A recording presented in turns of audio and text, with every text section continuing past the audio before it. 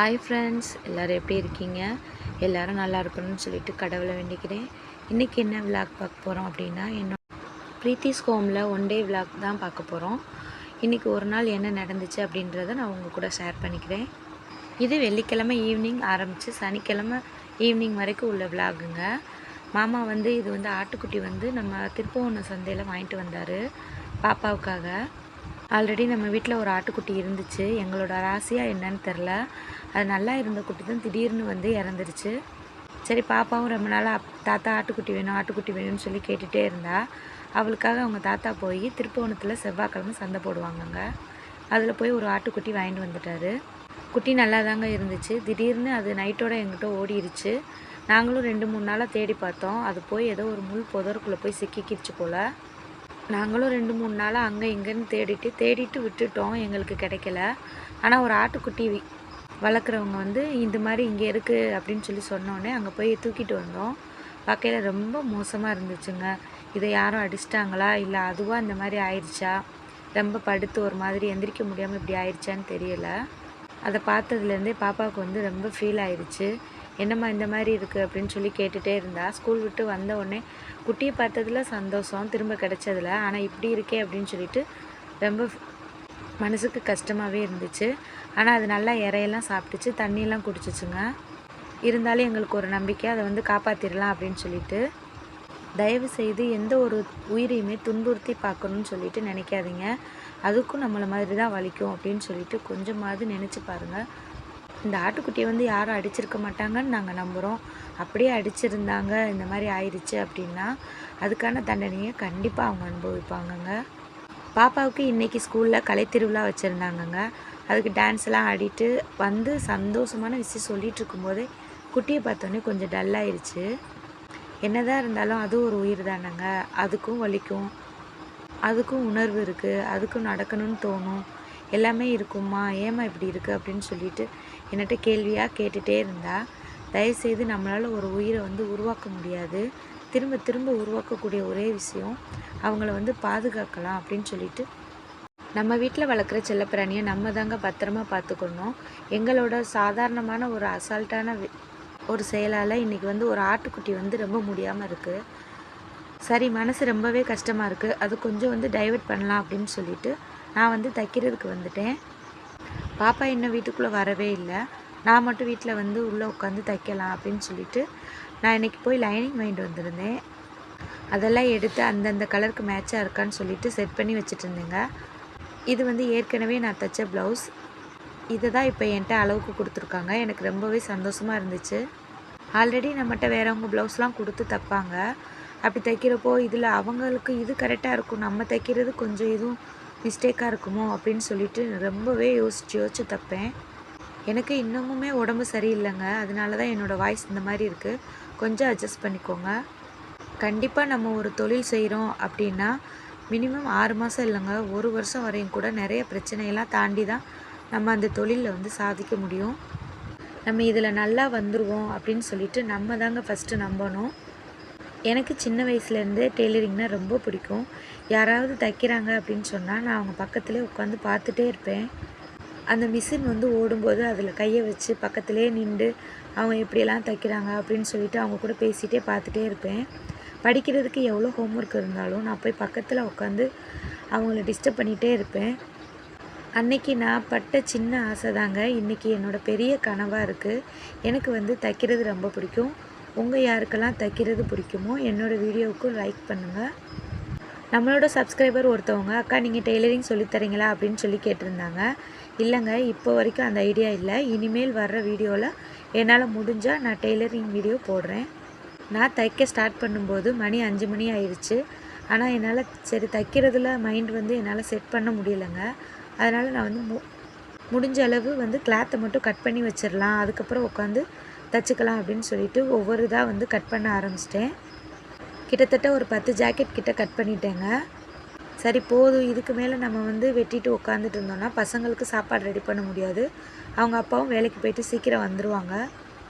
மணி 7:45 ஆயிடுச்சு.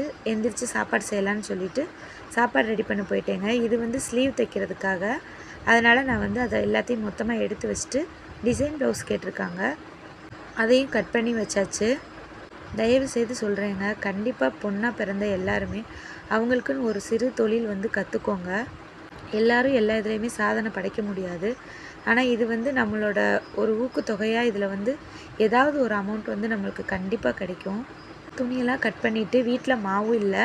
நான் வந்து என்னடா சமைக்கலாம் அப்படின்னு சொல்லிட்டு பார்த்தா, சரி பாப்பா தம்பி 2 பேருமே, அம்மா காலையில் நீங்கள் சாம்பார் வச்சுட்டீங்க, இன்றைக்கி வந்து எங்களுக்கு ஏதாவது புளி தண்ணி இந்த மாதிரி ஏதாவது வச்சு தாங்கன்னு சொன்னாங்க. சரின்னு சொல்லிட்டு கழனி தண்ணி புளிச்சாறு வச்சாச்சு. இதை வந்து நாங்கள் வந்து கழனி தண்ணி புளிச்சாறுன்னு சொல்லுவோம். ஏன்னா சாதத்தை களைஞ்சி அரிசியை களைஞ்சிட்டு அந்த தண்ணியில் செய்கிறனால நாங்கள் வந்து கழனி தண்ணி புளிச்சாறுன்னு சொல்லுவோம். நீங்கள் எந்த மாதிரி சொல்லுவீங்கன்னு சொல்லிவிட்டு எனக்கு கமெண்ட் பண்ணுங்கள். நான் வந்து சிம்பிளாக அப்பளம் பொரித்து சாப்பாடு செஞ்சு கழனி தண்ணி புளிச்சாறு வச்சாச்சு. பசங்க 2 பேரும் அவங்க அப்பா வந்தோடனே, அப்பா முட்டை இருக்குது, எனக்கு வந்து எக் பொரியல் செஞ்சு தாங்க அப்படின்னு சொல்லி செஞ்சுட்டாங்க. பசங்க கேட்டவுடனே அவங்க அப்பாவுக்கு சரி பசங்க கேட்குறாங்களேன்னு சொல்லிட்டு சந்தோஷமாக செய்ய ஆரம்பிச்சிட்டாரு. வேலைக்கு போயிட்டு வந்தாலும் எந்த டயர்டுமே இல்லாமல் செய்ய ஆரம்பிச்சிட்டாரு. நான் செய்கிறேன்னு சொன்னாலும் பசங்க 2 பேரும் என்னை விடலைங்க. வேணாம் அப்பாவே செஞ்சு தரட்டும் அப்படின்னு சொல்லிட்டாங்க. நீங்கள் 2 பேரும் அப்பா கூட போய் ஹெல்ப் பண்ணுங்கன்னு சொன்னேன். அதுக்கெல்லாம் போகவே மாட்டோம், இன்றைக்கி அப்பாவே செய்யட்டும், அவர் செய்கிறது தான் டேஸ்ட்டாக இருக்கும் அப்படின்னு சொல்லிட்டு ஏதோ ஒன்று சொல்லி ஐஸ் வச்சுட்டாங்க. சரின்னு சொல்லி அவங்க அப்பாவும் ரெடி பண்ணிவிட்டு சமைக்க ஆரம்பிச்சிட்டாங்க. எக் பொரியல் செம்ம டேஸ்ட்டாக செய்வாங்கங்க. எனக்கு வந்து என்னோடய வீட்டுக்கார் செய்கிறதுலையே கறி மீன் எல்லா ஐட்டமுமே சூப்பராக செய்வாங்க. உங்களோட வீட்டில் உங்கள் கணவர் உங்களுக்கு எப்படி செஞ்சு தருவாங்கன்னு சொல்லிவிட்டு எங்களுக்கு கமெண்ட் பண்ணுங்கள். எனக்கு வந்து எங்கள் அம்மாவோட சமையல் காட்டிலும் என்னோடய கணவர் சமையல் ரொம்ப பிடிக்கும். சூப்பர் டேஸ்ட்டாக செய்வார். வேலைக்கு போயிட்டு வரோம், நம்மளே இப்படி போட்டு வேலை வாங்குறாங்களே அப்படின்னு சொல்லிட்டு நினைக்காம பசங்களுக்காக செய்கிற ஒவ்வொரு விஷயத்தையும் பார்த்து பார்த்து செய்வாங்கங்க. அந்த விஷயந்தான் என்னோடய கணவர்கிட்ட எனக்கு ரொம்ப பிடிக்கும். கொஞ்சம் கூட முகம் சொல்லிக்காமல் பசங்க கூட சேர்ந்து என்ஜாய் பண்ணிகிட்டே சமைப்பார். எப்போவுமே அவர் சமைக்கையில் பசங்க 2 பேர்த்தையும் கூப்பிட்டுக்குருவார்.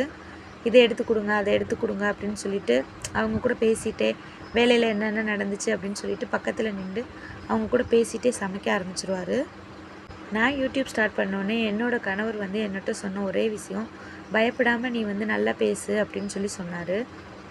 ஆனால் எனக்கு பயம் இல்லைங்க, என்னோடய வாய்ஸ் வந்து கொஞ்சம் இப்போ முடியாதனால இப்படி இருக்குது. இல்லைன்னா நான் நல்லா போல்டாக தான் பேசுவேன். உங்கள் வீட்டில் உங்கள் கணவர் வந்து சமைக்கும்போது பசங்க எல்லாருமே பக்கத்தில் நின்று சமைப்பாங்களா அப்படின்னு சொல்லிட்டு எங்களுக்கு கமெண்ட் பண்ணுங்கள். இந்த மாதிரி தாங்க டிஃப்ரெண்ட்டாக செய்கிறோன்ற பேரில் 3 பேர் சேர்ந்து என்னையே வந்து ரொம்ப டார்ச்சர் பண்ணுவாங்க.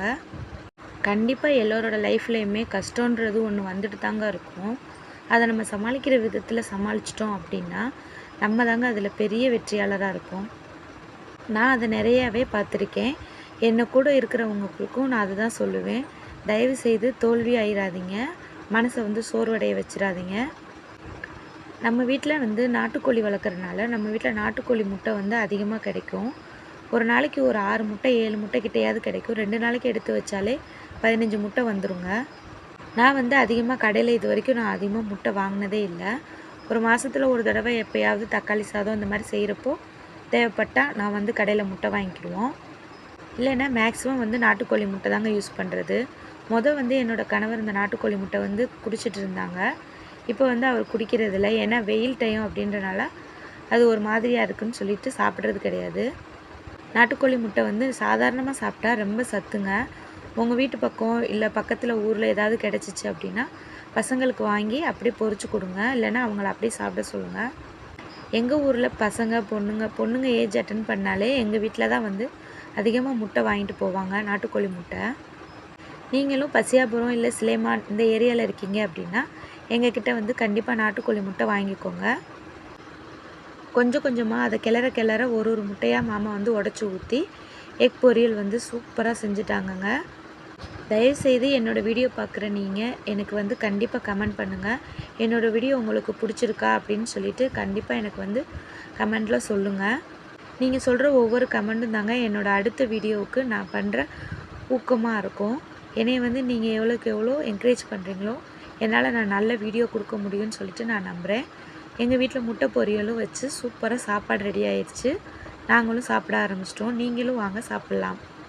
எங்கள் வீடியோவை பார்த்து ரசித்த எல்லாத்துக்குமே தேங்க்யூ.